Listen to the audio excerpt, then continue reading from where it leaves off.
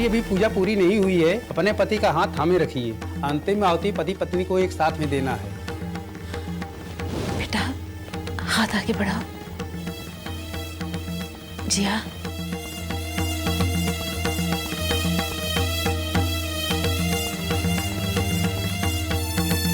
नमस्तनंताय सहस्रमूर्ते सहस्रपादाशिशिरोर्बाहवे सहस्रनाम्ने पुरुषाय शाश्वते सहस्रकोटियुगधारिणे नमः।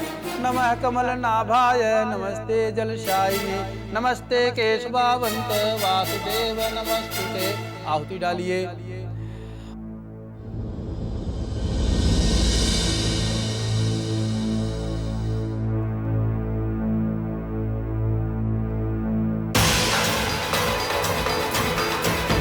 अरे बहू जी, ये प्रसाद।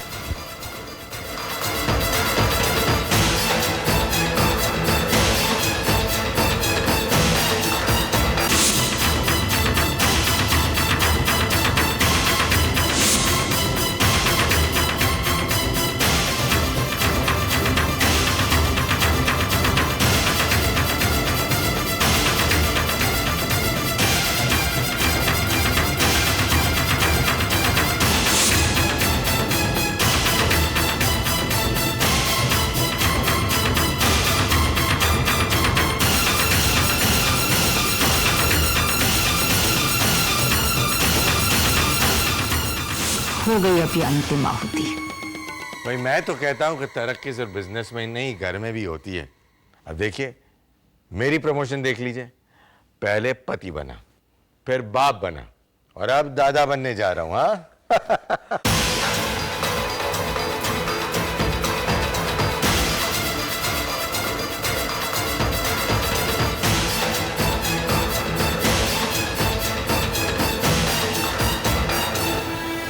क्या हुआ जिया?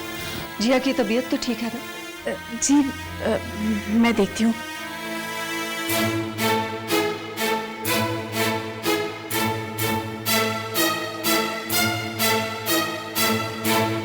भैया लगता है अंदर जरूर कोई बात हुई है। जिस तरह जिया ऊपर गई और पीछे आंटी भी। नेत्रा वहां पहुंची तो कुछ तो हो गई। मैं उसे मना करना कैसे भूल गया।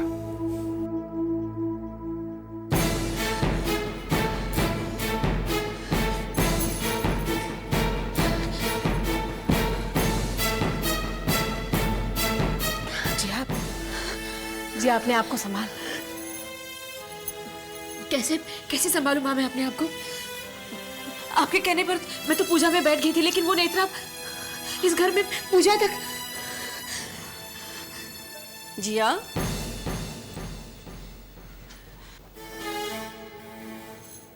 क्या बात है जिया, तुम्हारी तबीयत तो ठीक है? पूजा से ऐसे क्यों उठकर आ गए तुम? पंडित जी प्रसाद के लिए बुला रहे थे, तुमने वो भी नहीं लिया। अब शगुन होता है बेटा, पति पत्नी दोनों को एक साथ पूजा में बैठना होता है और एक साथ ही उठना होता है, ऐसा पूजा का नियम है। अच्छा तो और भी क्या क्या नियम है बता दीजिएगा। सारे नियम तो सिर्फ जिया के लिए है ना? आप ऐसा क्यों कह रही हैं? मैंने कुछ गलत तो नहीं कहा, मैं तो सिर्फ इस घर की इज्जत की बात कर रही थी। जी घर की इज्जत और मान मर्यादा संभालने की सारी जिम्मेदारी तो सिर्फ बहुओं की है, बेटों का कोई वास्ता नहीं है उससे। शेखर जिया तुम चुप करो। बात क्या है? जो कुछ भी कहना है साफ साफ कहिए ना। नेत्रा इस घर में उस पूजा में क्यों आई थी? नेत्रा आगे तो उसमें क्या गलत हुआ? वो शेखर की दोस्त है, अगर शेखर ने उसे बुला लिया तो क्या गलत किया? गलत किया क्योंकि नेत्रा और शेखर का संबंध ही गलत है। नेत्रा और शेखर के बीच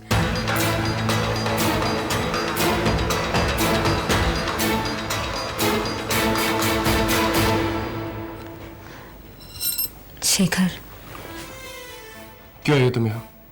क्यों? शेखर मैं कुछ कहने की जरूरत नहीं है। तुम्हारी यहाँ आने की हिम्मत कैसे हुई? शेखर प्लीज, मुझे समर ने इनवाइट किया था, मैं सिर्फ तुम्हें बधाई देने आई हूँ। बधाई दे दूं? ये झूठ तुम मुझसे बोल रही हो, अपने आप से बोल रही हो। मैं अच्छी तरह से जानता तुम यहाँ क्यों आई हो।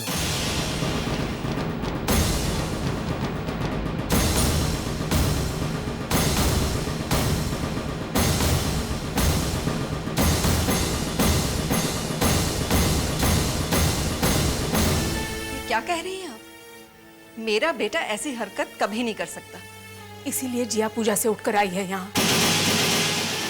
उस लड़की की इतनी हिम्मत कि सब कुछ जानते हुए वो इस घर में जिया की पूजा में आ जाए। और जिया चुपचाप खड़ी खड़ी वहां सब कुछ होता हुआ देखती रहे।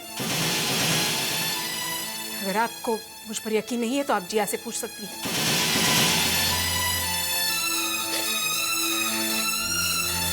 क्योंकि वो सच वो झेल रही है।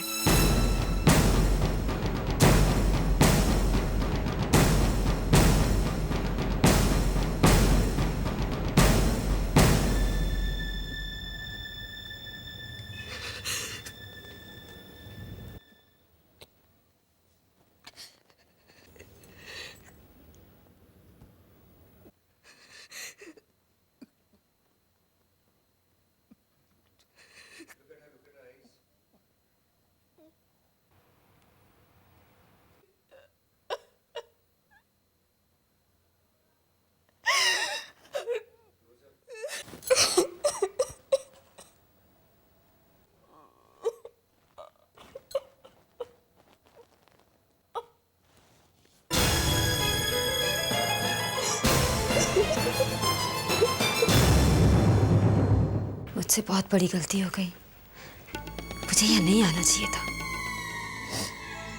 ये क्या खुद से बातें कर रही हो नेत्रा? आंटी, मुझे यहाँ पूजा में नहीं आना चाहिए था। दादी ने मुझे मना भी किया था, पर मैंने उनकी बात नहीं सुनी। पर तुमने क्या गलत किया? तुम कौन सा खुद आई हो? घर के बड़े बेटे ने इनवाइट किया है तुम्हें बाकायदा। फिर भी आंटी, शेखर को मेरा यहाँ आना अच्छा नहीं लगा। वो मुझसे बहुत नाराज हो गया है। देखो, प्यार में नाराज होना और मानना तो चला ही रहता है, पर तुम ये देखो तुम्हें यहाँ आने से कितना फायदा हो गया। घर का एक एक मेंबर जान जाएगा कि तुम इस घर के लिए क्या हो, शेखर के लिए क्या हो। किस किस को क्या क्या बताओगी अपने रिश्ते के बारे में? नेत्रा, कुछ बातें बताई नहीं जाती, जताई जाती हैं। अब सबको पता चल जाएगा कि शेखर और तुम एक दूसरे को कितना चाहते हो। क्या हुआ माँ? जिया को उल्टी हो रही है क्या? हाँ, उसकी तबीयत ठीक नहीं है। उसे थोड़ी बेचैनी हो रही है। मैंने उसे आराम करने के लिए कह दिया। अच्छा किया। माँ, फिर उनके बिना आगे का फंक्शन कैसे होगा? हवन जरूरी था, वो तो हो ही गया। और पार्टी?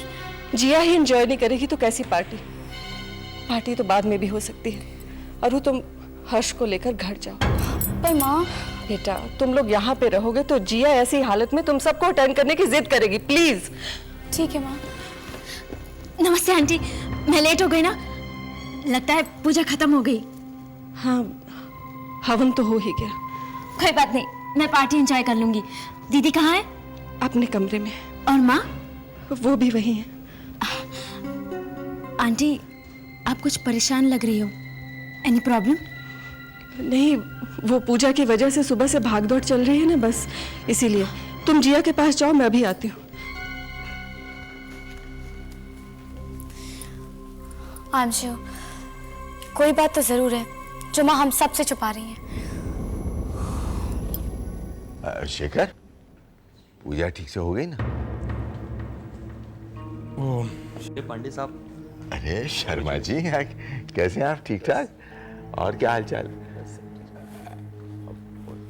आई थिंक वो डील तो फाइनल हो ही जाएगी। क्या वो शेखर, अंदर कोई बात हुई क्या? मैं जिस बात का डर था वही बात हुई। जिया ने नेत्रा को देख लिया और पूजा से उठ के चले गई। यार, मुझे ये बात समझ में नहीं आती। जिस टॉपिक का कोई बेस ही नहीं है, हम सब लोग उस टॉपिक के लिए क्यों परेशान हो रहे हैं? तुम जिया से बात करो, कहो उसे कि तुम्हारे और नेत्रा के बीच में कुछ नहीं है। अगर कुछ है भी तो क्या है? वो तुम्हारे पीछे भागती है, तुम तो उसके पीछे नहीं भागते ना। तो एक बार जिया से बात करो, मिसअंडरस्टैंडिंग खत्म करो यार। नहीं मानस, कुछ बातें इतनी आसानी से खत्म नहीं होती हैं।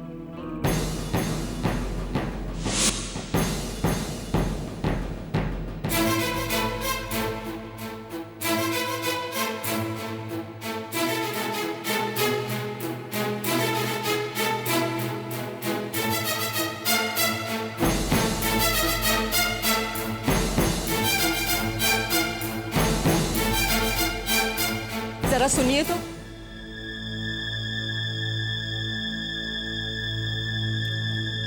एक जरूरी काम है, आप अंदर चलिए जरा। अरे पर सारे मेहमान आए हैं। मैंने आपसे कहा ना, आप अंदर जाइए। और तुम दोनों भी अंदर चलो।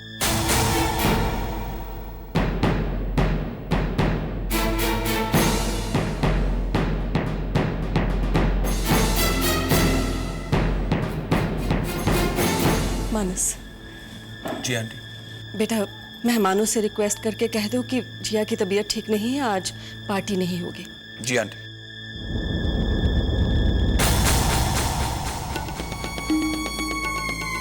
घबराओ मत,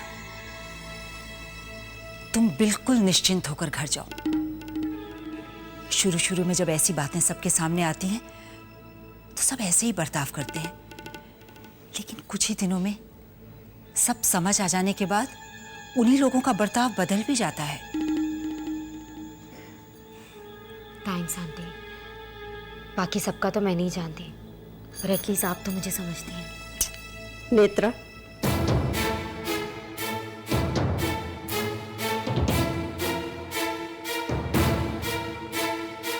समझने में तो गलती मुझसे हो गई। तुम किस तरह की औरत हो नेत्रा? तुम्हें जरा भी शर्म नहीं है? इतना सब कुछ होने के बाद भी तुम यहां तक चली है? आंटी, मैंने ऐसा क्या किया? भोली बनने की जरूरत नहीं, तुम सब जानती हो कि तुमने क्या किया। आप नेत्रा से ऐसे क्यों बात कर रही हैं रुक्मिणी जी? वो हमारी मेहमान है। मेहमान जब घर की चौखट के साथ साथ घर वालों की जिंदगी में भी घुस जाए तो उनके साथ ऐसे ही बात की जाती है।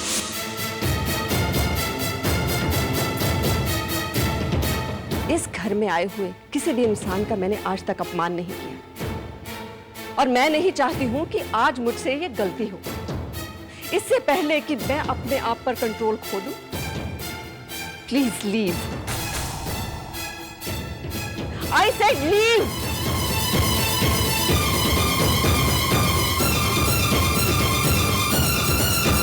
और हाँ, याद रखना, दोबारा मेरे घर में घुसना तो दूर, इस घर की तरफ आंख उठाकर भी मत देखना।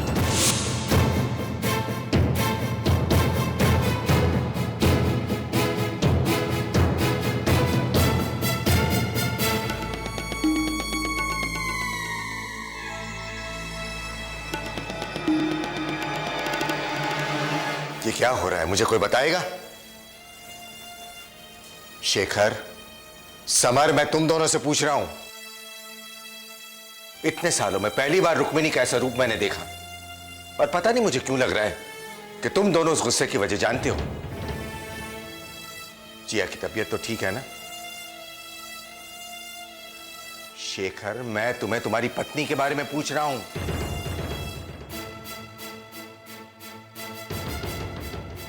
हॉल में मेहमान बैठे हैं, जिया अपनी मां के साथ ऊपर चली गई, रुक्मिणी ने हमें यहां बुला लिया। ये हो क्या रहा है?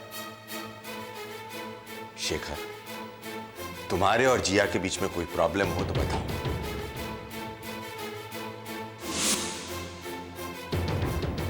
बैठ के बात करके हल निकल आएगा।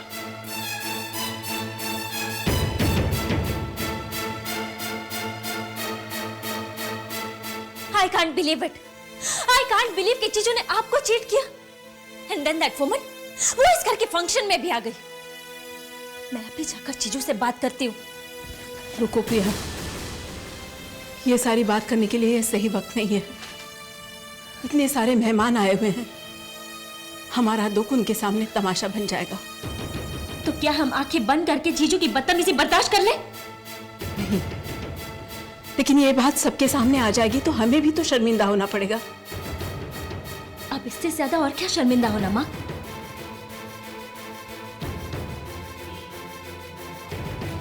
दीदी, आप इसी वक्त हमारे साथ घर चलिए।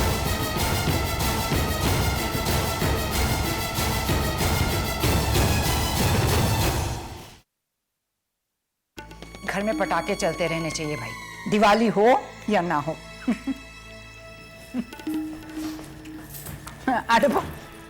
प्रसाद की मिठाई खा बेटा। मम्मी पता नहीं क्या बात है, घर के सब लोग परेशान हैं। तो तू क्यों परेशान हो रही है? तू चुपचाप देख, जब कुछ करना या बोलना होगा तो मैं तुझे बताऊंगी। मम्मी घर में ये जो आए दिन कुछ ना कुछ गड़बड़ हो रही है ना, उसमें जरूर आपका हाथ है। देख डब्बो, गड़बड़ तो घर में जरूर हो रही है, पर उसमें मेरा कोई हाथ नहीं है। ये सब तेरे देवर की वजह से हो रहा है। जो कुछ पूछना है जाके उससे पूछ।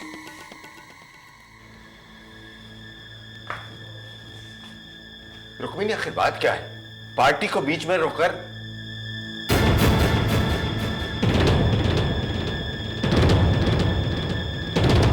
शेखर, क्या ये सच है?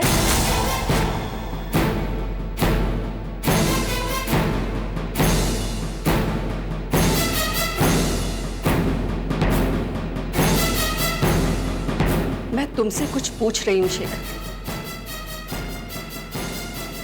जिया को धोखा क्यों दिया तुमने शेखर? नेत्रा से तुम्हारा क्या रिश्ता है? होश में तो हो रुक्मिनी, क्या बेहुदा सवाल है? इस बेहुदा सवाल का जवाब भी इसी के पास है। मेरी बात का जवाब दो शेखर। क्या संबंध है तुम्हारा नेत्रा के साथ? शेखर बोलो, तुम्हारी माँ क्या कह रही है? मुझसे गलती गलती? गलती हो गई तुमसे? ऐसे कैसे गलती हो गई तुमसे? कैसे इतनी बड़ी गलती हो गई तुमसे? इतनी बड़ी गलती तुमसे कैसे हो गई शेखर?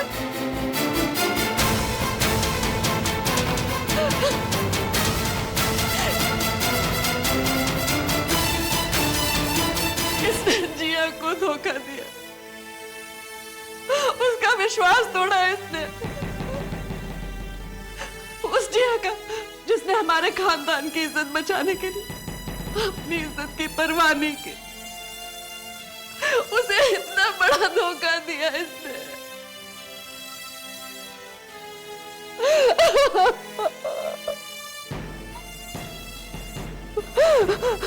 मुझे इसकी शक्ल नहीं देखती, मुझे यहाँ से ले चले, मुझे इसकी शक्ल नहीं देखती। हम कैसे नजर मिलाएंगे उस बच्ची से? यहाँ से ले चलो।